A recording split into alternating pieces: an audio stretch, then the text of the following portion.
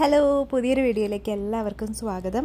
അപ്പോൾ ഇന്നത്തെ വീഡിയോ എന്ന് പറഞ്ഞാൽ 2 ദിവസത്തെ കുറച്ച് വിശേഷങ്ങളാണ് ഷെയർ ചെയ്യുന്നത്. അതുപോലെ ഇത് കുറച്ച് മുന്നേ എടുത്ത വീഡിയോസാണ് കേട്ടോ ഇപ്പോൾ അപ്ലോഡ് ചെയ്തുകൊണ്ടിരിക്കുന്നത്. അപ്പോൾ ആസ് യൂഷ്വൽ ഇപ്പോൾ കുറച്ച് ദിവസമായിട്ട് രാവിലെ തന്നെ വാക്കിംഗ് വെച്ചിട്ടാണ് സ്റ്റാർട്ട് ചെയ്യുന്നത്. താഴെയുള്ള ജിമ്മിൽ പോയിട്ട് ഒരു 30 മിനിറ്റ് നടക്കും. അപ്പോൾ പയ്യെ വർക്കൗട്ട് റൂട്ടീനിലോട്ട് തിരിച്ച് വന്നുകൊണ്ടിരിക്കുകയാണ്. അപ്പം ഇതും ഇതിൻ്റെ കൂടെ ഒരു 30 മിനിറ്റ്സ് എക്സ്ട്രാ വർക്കൗട്ടും അത് റെഗുലർ ആയിട്ടില്ല കേട്ടോ. പക്ഷേ ഈ വാക്കിംഗ് ഞാൻ കറക്റ്റായിട്ട് ചെയ്യുന്നുണ്ട്. പിന്നെ തിരിച്ചതാ കിച്ചണിലോട്ട് വന്നു. അപ്പോൾ ഇന്നത്തെ ബ്രേക്ക്ഫാസ്റ്റ് പുട്ടും കടലക്കറിയാണ്. ഞാനിപ്പോൾ മിക്കവാറും വറുത്തരച്ച കടലക്കറിയാണ് കേട്ടോ ഉണ്ടാക്കാറുള്ളത്.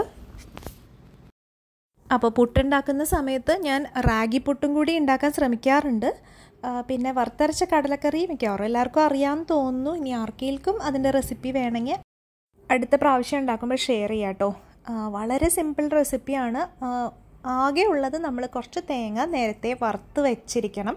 അതല്ലെങ്കിൽ അപ്പം വറുത്താലും മതി. എന്നാലും കുറച്ച് എളുപ്പമെന്ന് എനിക്ക് തോന്നിയിട്ടുള്ളത് ഒരു രാവിലെ നമ്മുടെ കയ്യിൽ ഇച്ചിരി തേങ്ങ വറുത്തത് ഇരിപ്പുണ്ടെങ്കിൽ പെട്ടെന്ന് ചെയ്തെടുക്കാമെന്ന് തോന്നിയിട്ടുണ്ട് കേട്ടോ. പുട്ടുപൊടിയും അതുപോലെ റാഗി പുട്ടുപൊടിയും ഇങ്ങനെ ഒരു കണ്ടെയ്നറിൽ തന്നെ കവറിൽ തന്നെ വെക്കുകയാണ് കേട്ടോ ചെയ്യാറ്. അപ്പോൾ എനിക്ക് ഇത് സെപ്പറേറ്റ് പാത്രങ്ങളിലാക്കി വെക്കണം എന്നുണ്ട്. പക്ഷേ ഇപ്പം അതങ്ങനെ ചെയ്ത് ശീലമായതുകൊണ്ട് അങ്ങനെ തന്നെ ഇപ്പോൾ ചെയ്തു പോകുന്നത്. അപ്പോൾ എന്തായാലും ഞാൻ മാക്സിമം അജ്മിയുടെ പുട്ടുപൊടിയാണ് ഇപ്പോൾ വാങ്ങിക്കാൻ നോക്കുക. അതല്ലെങ്കിൽ കേക്ക്, പിന്നെ പൊൻകതിർ ഇതൊക്കെ യൂസ് ചെയ്യാറുണ്ട്. ഈ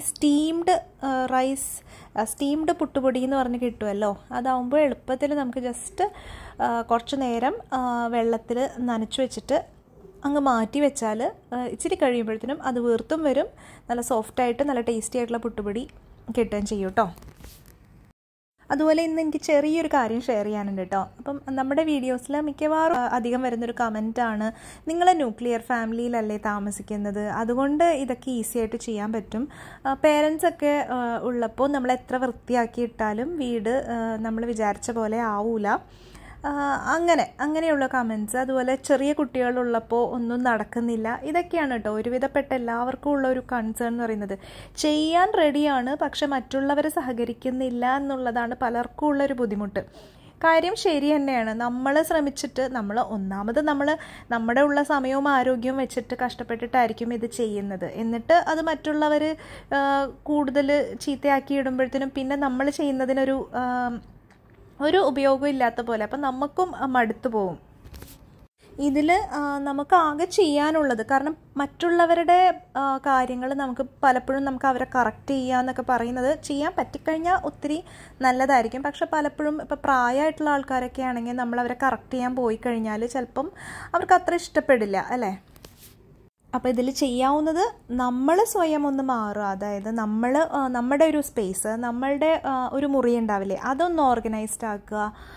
അതുപോലെ നമ്മളുടെ ഒരു രീതികൾ, നമ്മളുടെ ഒരു റുട്ടീൻ, അതെല്ലാം നമുക്ക് ഓർഗനൈസ്ഡ് ആക്കാമല്ലോ. അതിനൊന്നും നമുക്ക് ആരെയും ബോധിപ്പിക്കേണ്ട കാര്യമൊന്നുമില്ല. അങ്ങനെ ചെയ്തു വരുമ്പോൾ അറ്റ്ലീസ്റ്റ് നമ്മുടെ മനസ്സിനൊരു സമാധാനം കിട്ടും. കോമൺ ആയിട്ടുള്ള സംഭവങ്ങൾ ചിലപ്പോൾ പ്രശ്നങ്ങൾ ഉണ്ടാവും. അപ്പോൾ അത് സ്വയം നമ്മളിപ്പോൾ ഒന്ന് കാം ഡൗൺ ആവാൻ വേണ്ടി ശ്രമിക്കുക. കാരണം എല്ലാം കറക്റ്റ് ചെയ്തിട്ട് എല്ലാം പെർഫെക്റ്റ് ആക്കിയിട്ട് നമ്മൾ ജീവിക്കാൻ പോയാൽ മിക്കവാറും അത് നടക്കില്ല. അപ്പോൾ കുറച്ചെങ്കിലും സെൽഫായിട്ട് നമ്മുടെ കാര്യങ്ങളൊന്ന് ഓർഗനൈസ്ഡ് ആക്കുക, ഹാപ്പി ആയിട്ടിരിക്കാൻ ശ്രമിക്കുക. അപ്പോൾ ഈ ഒരു കാര്യം പറയണമെന്ന് എനിക്ക് തോന്നി. കാരണം പലപ്പോഴായിട്ട് വന്നൊരു കമൻറ്റാണ്, എല്ലാവരും കൂടിയുള്ള ഒരു വീട്ടിൽ അവർ ഓർഗനൈസ്ഡ് ആവാതെ നമ്മൾ എത്ര ശ്രമിച്ചിട്ടും നടക്കുന്നില്ല എന്നുള്ളത് പലരുടെ ഒരു വിഷമമായിട്ട് തോന്നിയിട്ടുണ്ട്. അപ്പം പറഞ്ഞിട്ട് കാര്യമില്ല, കൂട്ടുകുടുംബമൊക്കെ ആകുമ്പോൾ നമുക്ക് ചെയ്യാവുന്ന കാര്യങ്ങൾക്ക് പരിധിയുണ്ട്. അപ്പോൾ നമ്മുടെ ഡെയിലിക്ക് തിരിച്ചു വരാം. കടലക്കറി അവിടെ വേവുന്നുണ്ട് കേട്ടോ. അപ്പോൾ ആ സമയം കൊണ്ട് ഞാൻ പുട്ട് നനച്ച്, കുറച്ച് പുട്ട് എൻ്റെ കയ്യിൽ പുട്ടുപൊടി നനച്ചത് ബാക്കി ഉണ്ടെങ്കിൽ ഞാനത് എന്തായാലും പെട്ടെന്ന് തന്നെ ആദ്യമേ തന്നെ പുട്ടാക്കി എടുക്കും. എന്നിട്ടാണ് നനച്ചത് എടുത്തിട്ട് പുട്ടുണ്ടാക്കുന്നത്. പിന്നെ അതുപോലെ കുറച്ച് ചാള ഇരിപ്പുണ്ട്. അപ്പോൾ അത് വറുക്കാൻ വേണ്ടി എടുക്കാമെന്ന് വിചാരിച്ചിട്ട് ഞാൻ ഡീഫ്രോസ്റ്റ് ചെയ്യാൻ കുറച്ച് വെള്ളത്തിൽ ഇട്ട് വയ്ക്കുകയാണ് കേട്ടോ. അപ്പോൾ ബ്രേക്ക്ഫാസ്റ്റ് റെഡി ആയപ്പോൾ ഞാൻ ജസ്റ്റ് ഒന്ന് ഇരുന്നതാണ്. കാരണം നമ്മൾ നടത്തമൊക്കെ കഴിഞ്ഞ് വന്നിട്ട് ഇരുന്നില്ലായിരുന്നു. ഞാൻ ജസ്റ്റ് ഒന്ന് ബ്രേക്ക്ഫാസ്റ്റ് റെഡി ആക്കിയിട്ട് ഇരിക്കാമെന്ന് വെച്ചിട്ട്. അപ്പോൾ വീക്ക്ലി ക്ലീനിങ് ലിസ്റ്റ് എന്ന് പറഞ്ഞിട്ട് ഞാൻ ജസ്റ്റ് എനിക്ക് ക്ലീനിങ് അവിടെ ഇവിടെയൊക്കെ എന്തൊക്കെയോ ഒരു പ്ലാൻ ഇല്ലാത്ത പോലെ ഫീൽ ചെയ്തിരുന്നു കേട്ടോ. അപ്പോൾ ഞാൻ ഏറ്റവും ഇമ്പോർട്ടൻ്റ് ആയിട്ടുള്ള കാര്യങ്ങൾ ക്ലീൻ ചെയ്യുമ്പോൾ, മെയിൻലി ഡീപ്പ് ക്ലീൻ ചെയ്യുമ്പോൾ ഏതൊക്കെ വേണം, അപ്പം പലപ്പോഴും നമ്മളൊരു ലിസ്റ്റ് ഉണ്ടാക്കി വെക്കുമ്പോൾ അതായിരിക്കില്ല ചിലപ്പം എപ്പോഴും ഒരു ലിസ്റ്റ് തന്നെ ഫോളോ ചെയ്തുകൊണ്ടിരുന്നാൽ പ്രയോറിറ്റി മാറിക്കൊണ്ടിരിക്കുമല്ലോ. അപ്പോൾ ഇപ്പം അത്യാവശ്യമായിട്ട് ചെയ്യേണ്ട കാര്യങ്ങളെന്ന് പറഞ്ഞിട്ട് ഞാനൊരു ലിസ്റ്റ് ഉണ്ടാക്കി വെച്ചിട്ട് മാക്സിമം അതിൽ നിന്ന് സമയം കിട്ടുന്നതനുസരിച്ച് ഒരു വീക്കിൽ ഫിനിഷ് ചെയ്യുക. അത് കഴിഞ്ഞിട്ട് നെക്സ്റ്റ് വീക്കിൽ പെൻഡിങ് ആയിട്ട് വന്നിരിക്കുന്നത് അടുത്ത വീക്കിൽ ചെയ്യുക. അങ്ങനെ വെച്ചിട്ട് ഞാനൊരു ലിസ്റ്റ് ഉണ്ടാക്കി കേട്ടോ. അപ്പോൾ ഡെയിലി ക്ലീൻ ചെയ്യേണ്ടത് ലോണ്ട്രി, പിക്കപ്പ് അങ്ങനെയൊക്കെ പറഞ്ഞിട്ടൊരു 4 ഐറ്റം വെച്ചിട്ടുണ്ട്. പിന്നെ അതുപോലെ വീട്ടിൽ അവിടെ ഓരോരോ ഏരിയാസിൽ ക്ലീൻ ചെയ്യേണ്ട കാര്യങ്ങളും, പിന്നെ അതുപോലെ ഞാൻ കിച്ചണ് സെപ്പറേറ്റ് വേണ്ടിയിട്ട് ചെയ്യേണ്ട കാര്യങ്ങളെന്ന് പറഞ്ഞിട്ട് 2 ലിസ്റ്റ് ഉണ്ടാക്കി വെച്ചു. അപ്പം ഇത് ഫിനിഷ് ചെയ്താൽ തന്നെ മെയിനായിട്ട് വരുന്ന കുറച്ച് കാര്യങ്ങൾ കഴിയും. പിന്നെ ഇതുപോലൊരു ലിസ്റ്റ് ഉണ്ടാക്കിയാൽ മതിയല്ലോ. അപ്പോൾ പല രീതിയിൽ ക്ലീനിങ് ഒക്കെ പ്ലാൻ ചെയ്യാൻ വേണ്ടി നോക്കും. ചില സമയത്ത് ചെയ്ത് തീർക്കും, ചില സമയത്ത് കയ്യിൽ നിന്ന് പോവും. അങ്ങനെയൊക്കെയാണ് കേട്ടോ, അല്ലാതെ ഭയങ്കര പെർഫെക്റ്റ് ആയിട്ടൊന്നുമല്ല ചെയ്തു പോകുന്നത്. അപ്പോൾ ആ ഒരു ലിസ്റ്റ് ഉണ്ടാക്കിയപ്പോൾ തന്നെ ഒരു സമാധാനമായി. അപ്പോഴത്തേനും കടലയൊക്കെ വെന്തിട്ടുണ്ട്. പിന്നെ തേങ്ങ എൻ്റെ കയ്യിൽ ഇരിപ്പുണ്ടായിരുന്നു. അപ്പോൾ തേങ്ങ ഞാൻ അരച്ചെടുത്തു ചെറിയ ബൗളിൽ. പിന്നെ ഇതാ കടല വെന്തതിലോട്ട് ഈ അരപ്പും കൂടി ചേർത്താൽ നല്ല ടേസ്റ്റി ആയിട്ടുള്ള കടലക്കറിയാണ്. ഇപ്പോൾ ഈ ഇടയായിട്ട് ഈ ഒരു രീതിയിലാണ് കേട്ടോ, അല്ലാതെ വെറുതെ തേങ്ങാപ്പാലിൽ വെക്കുമ്പോൾ അത്ര കുഴപ്പമില്ല. പക്ഷെ ആ ഒരു രീതിയിൽ ഇപ്പോൾ അധികം വെക്കാറില്ല. ഇപ്പോൾ മെയിൻലി ഈ ഒരു രീതിയിലാണ് വെക്കുന്നത്. ഇത് ഉമ്മ പറഞ്ഞു തന്ന റെസിപ്പിയാണ്. ഇപ്പോൾ ഈയിടെയായിട്ട് ഇങ്ങനെ തന്നെയാണ്. ശരിക്കും പുട്ടിൻ്റെ കൂടെയാണ് ഈ വറുത്തരച്ച കടലക്കറി നല്ല ടേസ്റ്റ്. അപ്പോൾ നമ്മുടെ ചൂട് പുട്ടും ആവി പറക്കുന്ന വറുത്തരച്ച കടലക്കറിയും റെഡി ആയിട്ടുണ്ട്. നല്ല സൂപ്പർ ടേസ്റ്റാണ് കേട്ടോ. എനിക്ക് ഭയങ്കര ഇഷ്ടമാണ് കഴിക്കാൻ. ഞാൻ അന്നത്തെ ദിവസം റാഗി പുട്ട് ഉണ്ടാക്കിയിട്ടില്ല, സാധാരണ വൈറ്റ് പുട്ട് തന്നെയാണ് കഴിച്ചത്. ആ ഒരു ദിവസം പിന്നെ ഷൂട്ടിംഗ് ഒന്നും ചെയ്തിട്ടില്ല. കാര്യം എന്താണെന്ന് വെച്ചാൽ ചെറിയൊരു പണി കിട്ടി. ഞാനൊരു ഗ്രീൻ പൈപ്പില്ലേ നമ്മുടെ സിങ്കിൽ, അത് പെട്ടെന്ന് അങ്ങ് പൊങ്ങി വന്നു. അതിൻ്റെ അകത്തെ വാഷർ ഒരു സ്ക്രൂ ലൂസായിട്ടാണ്. അപ്പോൾ നമുക്ക് പാത്രങ്ങൾ കഴുകിയെടുക്കാൻ പറ്റുന്നില്ലായിരുന്നു. അതോടുകൂടി ഷൂട്ടിംഗ് ഒക്കെ ഞാൻ അവസാനിപ്പിച്ചു. പിന്നെ കുറച്ച് നേരം കഴിഞ്ഞ് ടെക്നീഷ്യൻ വന്ന് പ്ലംബർ വന്ന് അത് കറക്റ്റ് ചെയ്തതിന് ശേഷമാണ് എനിക്ക് പാത്രങ്ങളൊക്കെ കഴുകിയെടുക്കാൻ പറ്റിയത് കേട്ടോ. ഇതിപ്പോൾ അടുത്ത ദിവസം ഏകദേശം ആ ഒരു സമയം തൊട്ടുള്ള കാര്യങ്ങളാണ് ഇപ്പോൾ ഷെയർ ചെയ്യുന്നത്. അപ്പോൾ അന്നത്തെ ദിവസം അതായത് 2ാമത്തെ ദിവസം ഞാൻ ഉണ്ടാക്കുന്നത് നെയ്ച്ചോറും ബീഫുമാണ് കേട്ടോ. അപ്പോൾ ബീഫൊക്കെ ഏകദേശം വിസിൽ കൊടുത്ത് റെഡിയാവാനായിട്ടുണ്ട്. ആ ഒരു സമയം കൊണ്ട് വീടൊക്കെ ഒന്ന് ഒതുക്കിയിടാനുണ്ട്. അപ്പോൾ ഇതാ 2 ബെഡ്റൂമിലെയും ബെഡ്ഷീറ്റൊക്കെ വിരിച്ച് നീറ്റാക്കിയിട്ട് പിന്നെ കുറച്ച് ഏരിയ ഞാനൊരു ഫിക്സഡ് ടൈമിലാണ് ഈ പിക്കപ്പ് മെയിൻലി ചെയ്യുക. ഒരുപാട് നേരം ചെയ്തുകൊണ്ടിരിക്കില്ല. അതിൽ ചിലപ്പം ഏതെങ്കിലും റൂം കൂടുതൽ മോശമായി കിടക്കുകയാണെങ്കിൽ പിന്നെ അത്രയും ചെയ്തിട്ട് പിന്നെ ബാക്കി പിന്നെ ചെയ്യും. അങ്ങനെയാണ് കേട്ടോ. പക്ഷെ മാക്സിമം ഫുൾ വീട് കവർ ചെയ്യാൻ പറ്റിയാൽ അത്രയും നല്ലത്. അപ്പം നമ്മുടെ കഴിഞ്ഞ ദിവസത്തെ വീക്കിലി പ്ലാൻ ഉണ്ടാക്കിയില്ലേ, അതിനകത്ത് ഒരു ടാസ്ക്കാണ് ഫിനിഷായത്. അതായത് ഹാൻഡ് വാഷ് ചെയ്യുമല്ലോ തുണികൾ നമ്മൾ, ആ ഒരു കാര്യമാണ് കേട്ടോ ചെയ്തത്. ബാക്കിയെല്ലാം തന്നെ പെൻഡിങ് ഉണ്ട്. പിന്നെ ബീഫ് ഞാൻ ഇടയ്ക്കൊന്ന് തുറന്നു നോക്കിയതാണ്. അപ്പോൾ കുറച്ചുകൂടി വേവാനുണ്ട്. അപ്പോൾ അതൊന്നുകൂടി വിസിൽ കൊടുത്ത് റെഡിയാക്കണം. അതിൻ്റെ ഇടയിൽ ഞാൻ നെയ്ച്ചോറ് ഉണ്ടാക്കാമെന്ന് വെച്ചു. കാരണം ഏകദേശം സമയമൊക്കെ ആയിട്ടുണ്ട്, ഉച്ച സമയത്ത്. അപ്പോൾ നെയ്ച്ചോറ് എപ്പോഴും നമ്മൾ ഒരുപാട് നേരത്തെ ഉണ്ടാക്കി വെക്കുന്നതിലും നല്ലത് നമ്മൾ കഴിക്കണേനും കുറച്ച് മുന്നേ തന്നെ റെഡിയാക്കുന്ന, ആ ചൂടോടെ കഴിക്കുന്നത് തന്നെയാണല്ലോ നല്ലത്. അപ്പോൾ ഞാൻ പെരുന്നാളിന് വാങ്ങിച്ച ബിരിയാണി പോട്ടുണ്ട്, ആ പോട്ടിൽ തന്നെയാണ് കേട്ടോ നെയ്ച്ചോറ് ഉണ്ടാക്കുന്നത്. നമ്മൾ കുക്കറിലൊന്നും അല്ലാതെ ഇളക്കി ഉണ്ടാക്കില്ലേ, അങ്ങനെയാണ് ചെയ്യുന്നത്. ഞാൻ പൊതുവേ അങ്ങനെ ഉണ്ടാക്കുന്നത് കുറവാണ്. എന്നാലും ഇന്നിപ്പോൾ അങ്ങനെ ചെയ്യാമെന്ന് വിചാരിച്ചു. അങ്ങനെ പിന്നെന്താ, അപ്പോൾ നമ്മുടെ ലഞ്ചൊക്കെ റെഡി ആയിട്ടുണ്ട്. ബീഫ് കറി സൂപ്പറായിരുന്നു. കുറേ നാളായിട്ട് ബീഫ് കറി അത്ര അങ്ങോട്ട് റെഡിയാവുണ്ടായിരുന്നില്ല. അപ്പോൾ ഇപ്പം എനിക്ക് മനസ്സിലായത് ഞാൻ എണ്ണ ചേർക്കുന്നത് കുറവായിരുന്നു. ഇങ്ങനെ ഹെൽത്ത് നോക്കി എണ്ണ കുറച്ച് ലാസ്റ്റ് ടേസ്റ്റിൽ കോംപ്രമൈസ് ആയി തുടങ്ങി. അപ്പോൾ എന്തായാലും കുറച്ചുകൂടി എണ്ണയൊക്കെ ചേർത്ത് വന്നപ്പോൾ എല്ലാം നല്ല ടേസ്റ്റായി. പിന്നെ നല്ല നെയ്യുള്ള ബീഫൊക്കെ ആണെങ്കിൽ എന്തായാലും നല്ല ടേസ്റ്റ് തന്നെ ആയിരിക്കും. പിന്നെ എന്തൊക്കെയായിരുന്നു, നെയ്ച്ചോറ്, ബീഫ്, അച്ചാറ്, പപ്പടമൊന്നും ഉണ്ടാക്കിയിട്ടുണ്ടായിരുന്നില്ല, സാലഡ്, ഇതൊക്കെ തന്നെ ഉണ്ടായിരുന്നുള്ളൂ കേട്ടോ. പിന്നെ റൂമൊക്കെ കുറച്ചുകൂടിയൊക്കെ ഒന്ന് ഒതുക്കാനുണ്ടായിരുന്നു. അതുപോലെ ചെടിക്ക് വെള്ളം ഒഴിക്കാനുണ്ടായിരുന്നു. അപ്പോൾ ഇടയ്ക്കിടയ്ക്ക് വിട്ടു പോകും. അപ്പോൾ അതാ ഈ വാട്ടറിങ് ക്യാൻ ഉള്ളതുകൊണ്ട് സുഖമാണ്. ബാൽക്കണിയിൽ ഒഴിക്കാൻ നല്ല സുഖമാണ് കേട്ടോ ഈ വാട്ടറിങ് ക്യാൻ. നമ്മുടെ ഇൻഡോറിന് ഒഴിക്കാൻ കൊള്ളില്ല, കാരണം നമ്മുടെ താഴെയൊക്കെ വെള്ളം വീഴും.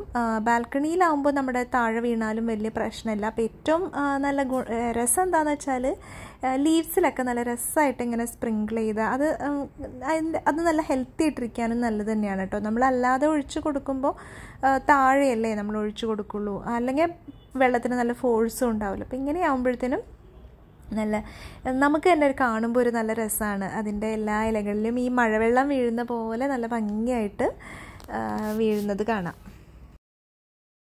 പിന്നെ ഇങ്ങനെ കുറച്ച് ചെടികളൊക്കെയാണ് കേട്ടോ ഉള്ളത്. വേപ്പ്, പിന്നെ പനിക്കൂർക്ക, അങ്ങനെ കുറച്ച് ചെടികളുണ്ട്.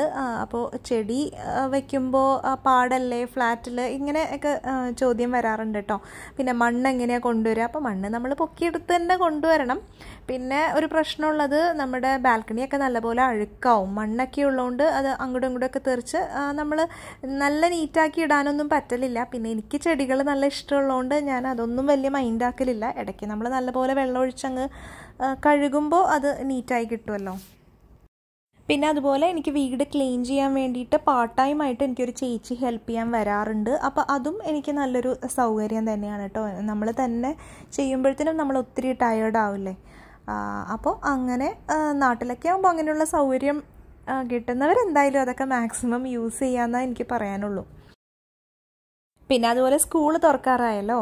അപ്പോൾ മോന് വേണ്ടിയിട്ട് കുറച്ച് സ്കൂൾ സ്റ്റേഷനറി വാങ്ങിച്ചിട്ടുണ്ടായിരുന്നു കേട്ടോ. അപ്പോൾ അതും കൂടി ഞാൻ കാണിച്ചു തരാം. അപ്പോൾ ഞാൻ മിക്ക ഐറ്റംസും ലുലുന്ന് തന്നെയാണ് കേട്ടോ വാങ്ങിച്ചത്. കാരണം അവിടെ നല്ല ഓഫറിൽ ഐറ്റംസ് ഉണ്ടായിരുന്നു. പിന്നെ പോയി സെലക്ട് ചെയ്യാനും വെറൈറ്റി ആയിട്ടുള്ള ഐറ്റംസും എല്ലാം ഉള്ളതുകൊണ്ട് പിന്നെ എൻ്റെ കൂടുതൽ പർച്ചേസസും ലുലുന്ന് തന്നെ ആയതുകൊണ്ട് അവിടെ നിന്ന് തന്നെ എടുത്തു. ഈ ഒരു ബാഗാണ് കേട്ടോ സെലക്ട് ചെയ്തത്. പ്ലെയിൻ ആയിട്ടുള്ളൊരു ബാഗ് കണ്ടിരുന്നു, പക്ഷെ അതിനകത്ത് സെക്ഷൻസ് ഇല്ലേ സിബ് വെച്ചിട്ടുള്ള, അത് കുറവായിരുന്നു. അതുകൊണ്ട് പിന്നെ ഈ ഒരു ബാഗ് സെലക്ട് ചെയ്തു. പിന്നീട് നമ്മൾ വേറൊരു സെക്ഷനിൽ പോയപ്പം അതിലും സൂപ്പറായിട്ടുള്ള ബാഗുകളൊക്കെ കണ്ടു. എന്തായാലും വലിയ തെറ്റില്ല, നല്ല ക്വാളിറ്റി ആയിട്ടുള്ള തന്നെ ബാഗാണ് കേട്ടോ. പിന്നെ ഇതാണ് ലഞ്ച് ബോക്സ്. അപ്പോൾ അതിനകത്ത് ചെറിയൊരു കറി വെക്കാനുള്ള പാത്രവും പിന്നെ ഒരു സ്പൂണും ഉണ്ട് കേട്ടോ. അപ്പോൾ വലിയ കുഴപ്പമില്ല, അത്യാവശ്യം നല്ലത് തന്നെയാണ്. പിന്നെ ഈ ഒരു ലഞ്ച് ബാഗാണ് കേട്ടോ വാങ്ങിയത്. അത് 2 ടൈപ്പ് വാങ്ങിച്ചായിരുന്നു. അതിനകത്ത് ഇൻസുലേഷനൊക്കെ ഉണ്ട്, അതായത് ചൂട് പോവാത്ത ടൈപ്പ്. പിന്നെ ചെറിയൊരു ലഞ്ച് ബാഗും, കാരണം ഏതാണ് ഇഷ്ടമാവെന്ന് അറിയില്ലല്ലോ. അപ്പോൾ ഒന്ന് മോനും മോൾക്കും യൂസ് ചെയ്യാം. പക്ഷെ മോന് ലഞ്ച് ബാഗ് കൊണ്ടുപോകാൻ അത്ര വലിയ ഇഷ്ടമല്ല. എന്നാലും ബാഗ് ഹെവിയൊക്കെ ആകുമ്പോൾ നമ്മളിങ്ങനെ ലഞ്ച് ബാഗ് യൂസ് ചെയ്യുന്നതാണ് നല്ലത്. അപ്പോൾ സമയം ഒരു 4 മണിയൊക്കെ ആയിട്ടുണ്ട്. അപ്പോൾ ഞാൻ പയ്യെ നമ്മുടെ ഹാബിറ്റ് ട്രാക്കറൊക്കെ എടുത്ത് നോക്കി. വളരെ സ്ലോ, മടി പിടിച്ച് അങ്ങനെയൊക്കെ ആയിട്ടാണ് കേട്ടോ ഞാൻ അപ്ഡേറ്റ് ചെയ്യുന്നത് ഈ ഒരു മാസം. എന്താണെങ്കിലും ഇപ്പം എടുത്ത് നോക്കുവാണെങ്കിൽ അപ്ഡേഷൻ പോലും കറക്റ്റായിട്ട് ചെയ്തിട്ടില്ല. അപ്പോൾ എന്തായാലും ഞാൻ ഇനിയിപ്പോൾ കുഴപ്പമില്ല, ഇന്ന് തൊട്ടെങ്കിലും കറക്റ്റായിട്ട് ചെയ്യണമെന്ന് വിചാരിക്കുന്നു. അപ്പം നമ്മൾ വിട്ടുപോയാലും ഇനിയിപ്പോൾ അടുത്ത മാസത്തേക്ക് വെയിറ്റ് ചെയ്യാണ്ട് ഏത് സമയത്താണോ നമുക്ക് ഇനിയും ബെറ്റർ ആവണമെന്ന് തോന്നുന്ന ആ ഒരു സമയത്ത് പോയിട്ട് നമുക്ക് ബെറ്റർ ആക്കാമല്ലോ. അപ്പോൾ അന്ന് വിചാരിച്ചിട്ട് ഇന്ന് തൊട്ട് വീണ്ടും പ്രോപ്പറായിട്ട് ചെയ്യാമെന്ന് വിചാരിക്കുന്നു. പിന്നെ ചായയുടെ സമയമായിട്ടുണ്ട്. അപ്പോൾ ഞാൻ ചായ കുടിക്കാറുണ്ട്. ചായയിൽ കഴിയണതും ശർക്കരയാണ് കേട്ടോ യൂസ് ചെയ്യാറ്. ഷുഗർ അവോയ്ഡ് ചെയ്യാറുണ്ട്. അപ്പോൾ എൻ്റെ ചായയിൽ മാത്രം ഞാൻ ശർക്കരയിട്ട് കുടിക്കും. എനിക്ക് വലിയ ടേസ്റ്റിൽ പ്രോബ്ലം ഒന്നും തോന്നിയിട്ടില്ല. അപ്പോൾ പൈപ്പൊക്കെ ശരിയായി, പാത്രങ്ങളൊക്കെ കഴുകി റെഡി ആയിട്ടുണ്ട്. അപ്പോൾ ചായക്ക് ശേഷം ഞങ്ങളൊരു മൂവി കാണാനിരുന്നു. നൈറ്റ് ഡ്രൈവ് എന്ന് പറയുന്ന മൂവിയായിരുന്നു കേട്ടോ. നല്ല മൂവിയായിരുന്നു, എനിക്ക് നല്ല ഇഷ്ടപ്പെട്ടു. അപ്പോൾ ഇതൊക്കെയായിരുന്നു ആ ഒരു 2 ദിവസത്തെ കുറച്ച് വിശേഷങ്ങൾ. അപ്പോൾ ഞാൻ പറഞ്ഞതുപോലെ നമ്മൾ പല സാഹചര്യത്തിൽ ജീവിക്കുന്ന ആൾക്കാരാണല്ലേ നമ്മൾ. ചിലർ ന്യൂക്ലിയർ ആയിരിക്കും, ചിലർ ജോയിൻറ്റ് ഫാമിലി ആയിരിക്കും, കുട്ടികൾ ചെറിയ കുട്ടികളായിട്ടുള്ളവരുണ്ടാവാം, ഒരുപാട് ആൾക്കാരുടെ ഇടയിൽ ജീവിക്കുന്നവരുണ്ടാവും. പിന്നെ ചെറിയൊരു കുടുംബമാണെങ്കിലും ആ ഉള്ള ആൾക്കാരുടെ ഭാഗത്തുനിന്ന് പല സഹകരണക്കുറവും പല പ്രശ്നങ്ങളും അല്ലേ. നമ്മുടെ മനുഷ്യരുടെ പ്രശ്നങ്ങൾ എന്ന് പറഞ്ഞാൽ പലതാണ്. നമുക്കാകെ ചെയ്യാനുള്ളതെന്ന് വെച്ചാൽ മാക്സിമം നമ്മൾ സെൽഫായിട്ട് ഇമ്പ്രൂവ് ചെയ്യാൻ ശ്രമിക്കുക, കൂടുതൽ കോൺഫിഡൻ്റ് ആവുക, കൂടുതൽ പോസിറ്റീവായിട്ടിരിക്കാൻ ശ്രമിക്കുക, മൈൻഡ് നല്ല ഹെൽത്തി ആൻഡ് പോസിറ്റീവായിട്ടിരിക്കാൻ ശ്രമിക്കുക. അങ്ങനെ ചെയ്യുമ്പോൾ തന്നെ നമുക്ക് നമ്മളുടെ എന്താ പറയുക, ഏത് പ്രശ്നവും നേരിടാനുള്ളൊരു ശക്തി നമുക്ക് കിട്ടും. അതുപോലെ തന്നെ ഇപ്പോൾ പലർക്കും മടുപ്പാണ് ഹോം മേക്കിംഗ് എന്ന് പറയുന്നത്.